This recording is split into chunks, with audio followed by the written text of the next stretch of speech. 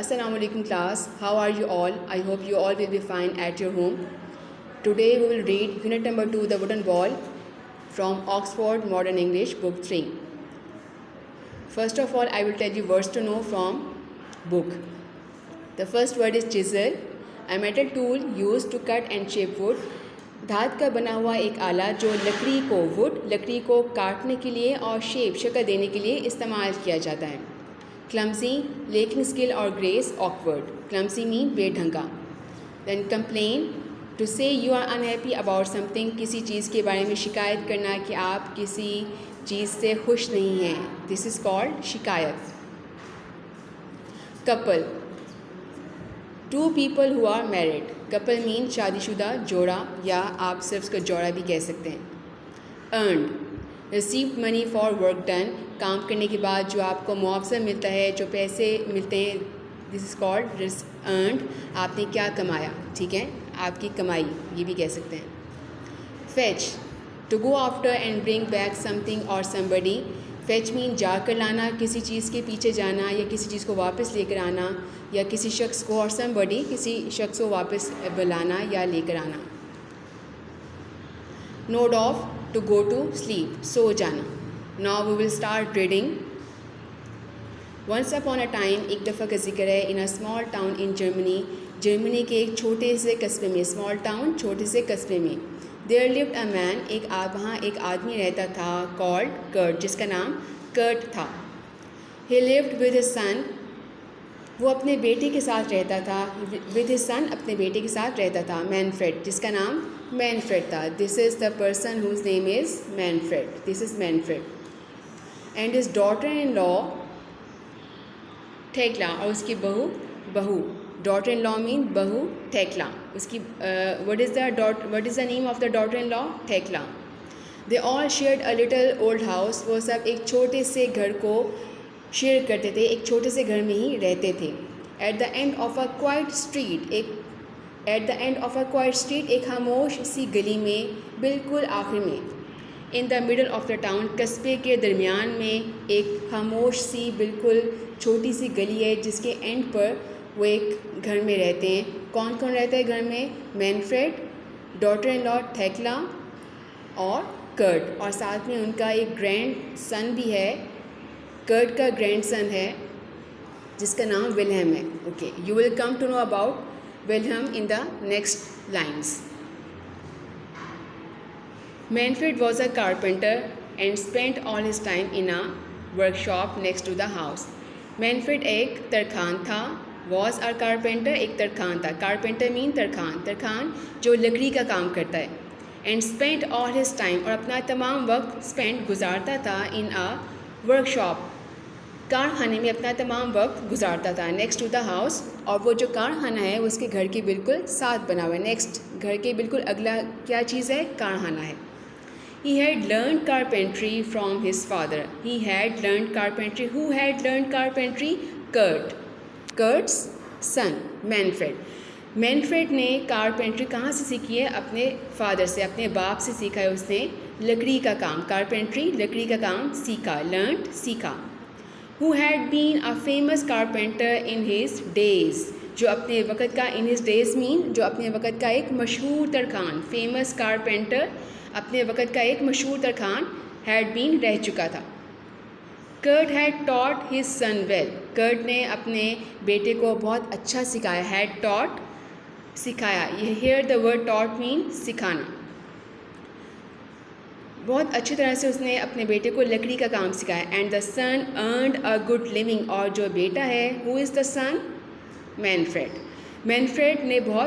Manfred बहुत अच्छी कमाई करता है. बहुत अच्छा उसका कमाने का तरीका है, क्योंकि वो अच्छा फर्नीचर बनाता है. उसके काम करने का अंदाज़ बहुत अच्छा है, इसलिए उसकी कमाई भी अच्छी होती है. He made furniture for the people of the town. अब जो मैनफ्रेड है वो कस्बे के लोगों के लिए, कस्बे के या इलाके के लोगों के लिए फर्नीचर बनाता है. क्या बनाता है? फर्नीचर, ठीक है.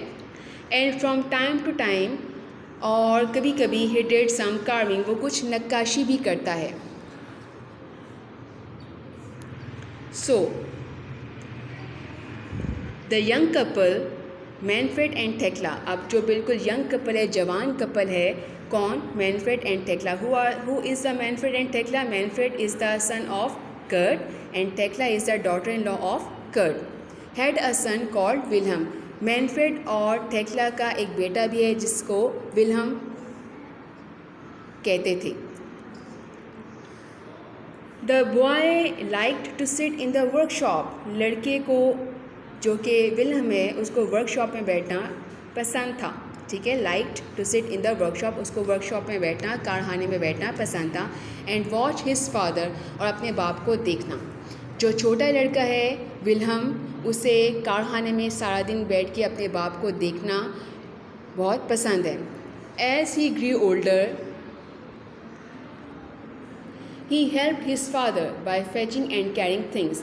जैसे जैसे वो बड़ा हुआ, एज ही ग्रू ओल्डर, जैसे जैसे वो बड़ा हुआ. Here the word older means not, यहाँ जो ओल्डर का वर्ड है वो बूढ़ा होने के लिए नहीं है. बूढ़ा जैसे आप ओल्ड पर्सनस के लिए वर्ड यूज़ करते हैं, बूढ़ा हो गया ओल्ड पर्सन. यहाँ जो आप ओल्डर का वर्ड यूज़ करें वो बड़ा होने के लिए. ठीक है, जैसे एक छोटा बच्चा होता है, डे बाय डे हर गुजरते दिन के साथ वो बड़ा हो रहा है. सो हर गुजरते दिन के साथ जब वो बच्चा थोड़ा सा बड़ा हुआ, he help his father by fetching and carrying things. वो उसने मदद की. ही हेल्प हिज फादर, उसने अपने बाप की मदद की. बाय फेचिंग, चीज़ें लाने में, एंड कैरिंग थिंग्स, और चीज़ें उठा कर लाने में उसने अपने बाप की मदद की. He learn to clean the tools. उसने सीखा कि टूल्स को, आलात को कैसे साफ़ करते हैं. टू क्लीन, उसने सीखा कि टूल्स को, आलात को कैसे साफ़ करते हैं. And to take care of them, और उनका ख्याल कैसे रखते हैं.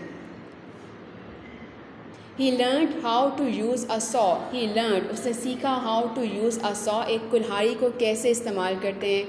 एंड अ हैमर, और एक हथौड़ी को. एंड अ चिज़र, और एक छेनी को. And his grand father taught him to carve wood into wonderful shapes. और जो उसके दादा हैं, he is the grandfather of Wilhelm. This person, as you can see in the picture, this person is the grandfather of Wilhelm.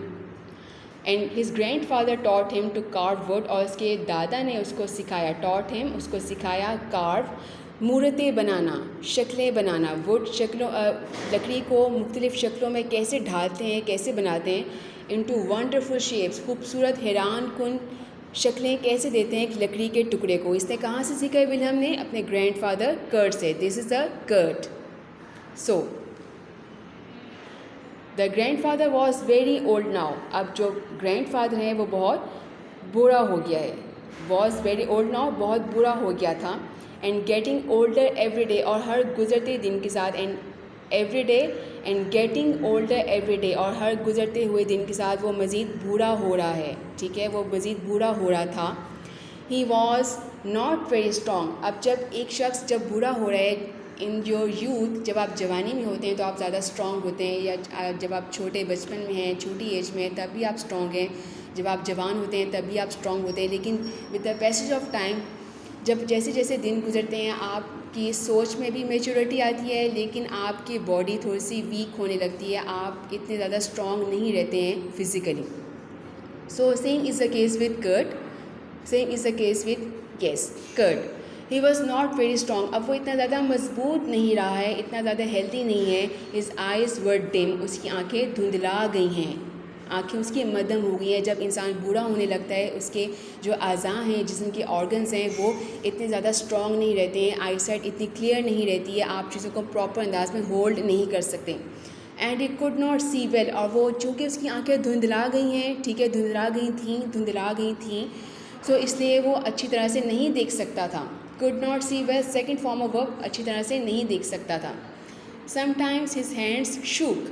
कभी कभी उसके हाथ कांपते थे. ट्रैम्बलिंग, शोक मीन ट्रैम्बलिंग, हाथों का कपकपाना. क्यों हाथ कांपते थे? क्योंकि वो बहुत बूढ़ा हो चुका है. ठीक है, वो चीज़ों को प्रॉपर अंदाज में होल्ड नहीं कर सकता, चीज़ों को प्रॉपर अंदाज में सही तरीके से पकड़ नहीं सकता है, क्योंकि वो बहुत बूढ़ा हो चुका है और उसको आंखों से मुकम्मल तौर पे ठीक अंदाज में दिखाई भी नहीं देता था.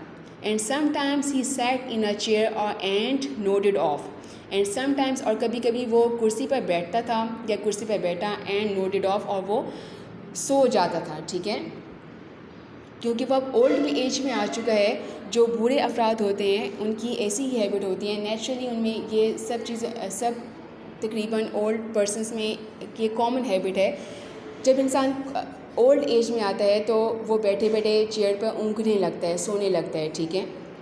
Same is the case with Kurt. In the evenings, शाम के वक़्त या शाम के औकात में, when they all set down to dinner at the table, जब वो तमाम लोग, Manfred, Thekla, Wilhelm and Kurt, जब शाम के वक़्त वो तमाम लोग डिनर टेबल पे बैठे, एट द टेबल, मेज़ पे बैठे डिनर, रात का खाना खाने के लिए, ठीक है। Manfred and Thekla used to get angry with the old grandfather. अब मैनफ्रेड और Thekla used to get angry, उन्हें आदत थी नाराज़ होने की, वो रोज़ नाराज़ होते थे विद द ओल्ड ग्रैंडफादर, इस ओल्ड ग्रैंडफादर से, इस कर्ट के साथ वो उन्हें नाराज़ होने की रोज़ाना की उनकी आदत थी।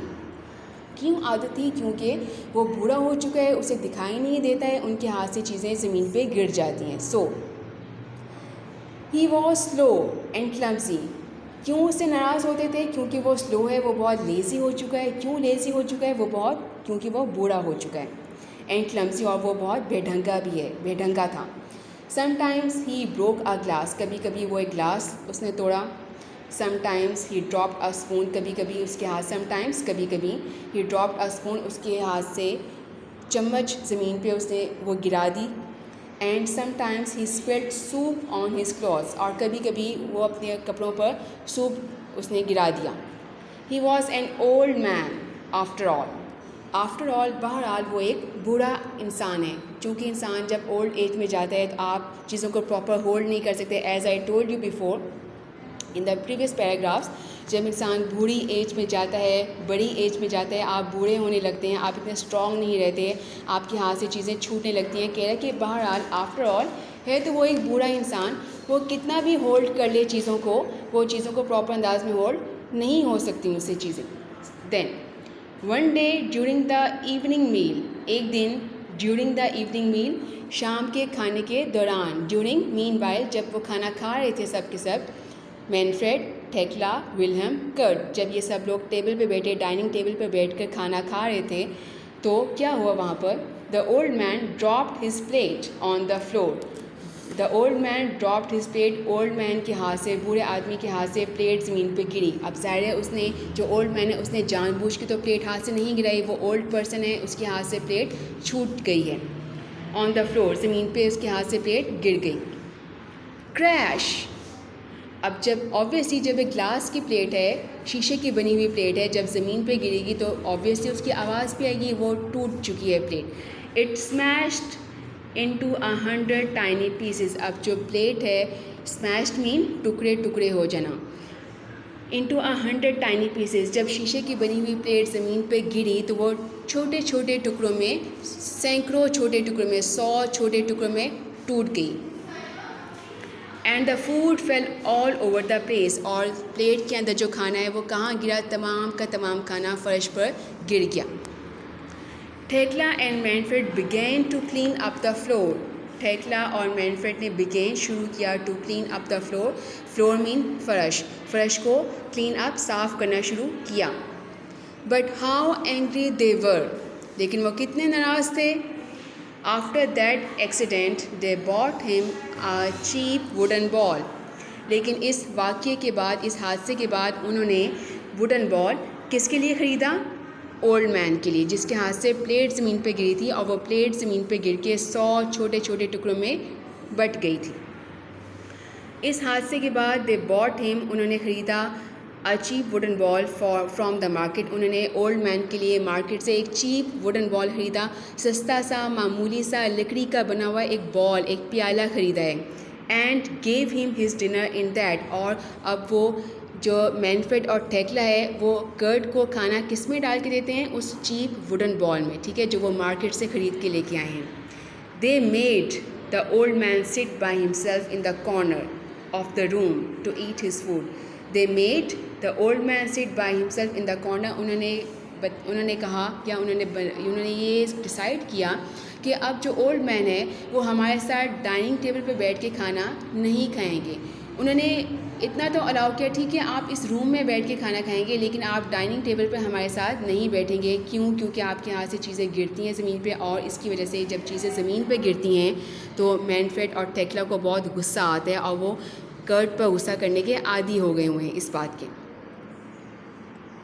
उन्होंने ओल्ड मैन को परमिशन दी है कि वो इस कॉर्नर में, उसी डाइनिंग रूम के कॉर्नर में बैठ के खाना खाएंगे, ठीक है। अगर वो उसको ओल्ड मैन को किसी दूसरे रूम में बिठाएंगे, इस बात पे भी इशू हो सकता है थेक्ला और मैनफ्रेड के साथ कि बार बार थेक्ला या मैनफ्रेड को उठ के दूसरे रूम में जाना पड़ेगा कर्ट की लुक आफ्टर के लिए, ठीक है, कि कोई चीज़ तो नहीं चाहिए, वाटर या समथिंग एल्स।